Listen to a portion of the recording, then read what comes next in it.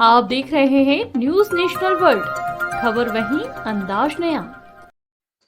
देवास जिले के बंगाली जेल परिसर में आयोजित विदाई समारोह में रोहित दास पीकले को विदाई की मंगल कामनाएं प्रेषित करने के लिए एसडीएम आनंद मालवीय, एसडीओपी सृष्टि भार्गव, द्वितीय सत्र न्यायाधीश भी मौके पर मौजूद रहे, जहां सभी ने पुष्पमालाओं से पीकले का स्वागत किया और सभी ने उन्हें रिटायरमेंट के बाद का जीवन आनंद और उल्लास से बिताने की शुभकामनाएं दी।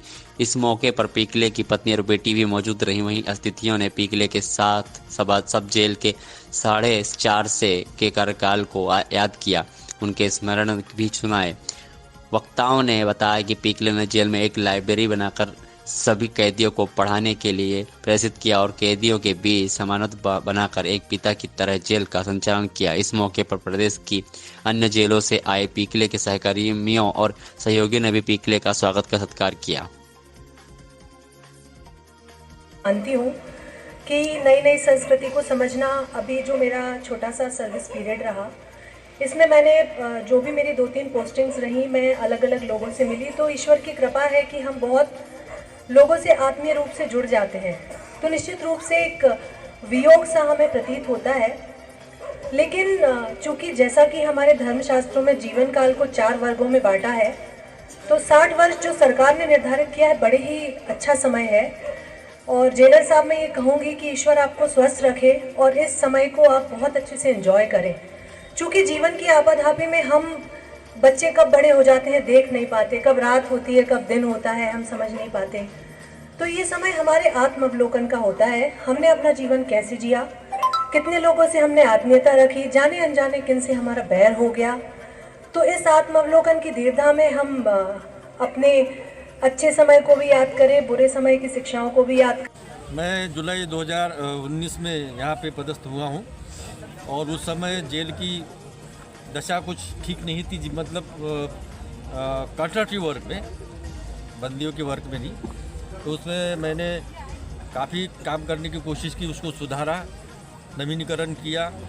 उसके बाद हमने डोनेशन से, हमारे पास फर्नीचर नहीं था, फर्नीचर बुलवाया, एक लाइब्रेरी बनाई जिसमें ये वकील साहब ने लाइब्रेरी के लिए वो अपनी एक अलमारी प्रदान की। सिलाई मशीन नहीं थी, सिलाई मशीन के लिए, पंखे की कमी थी, पंखे बुलवाए, फर्नीचर बुलवाया। जितना सुधार हो सकता है उतना सुधार करने की कोशिश की।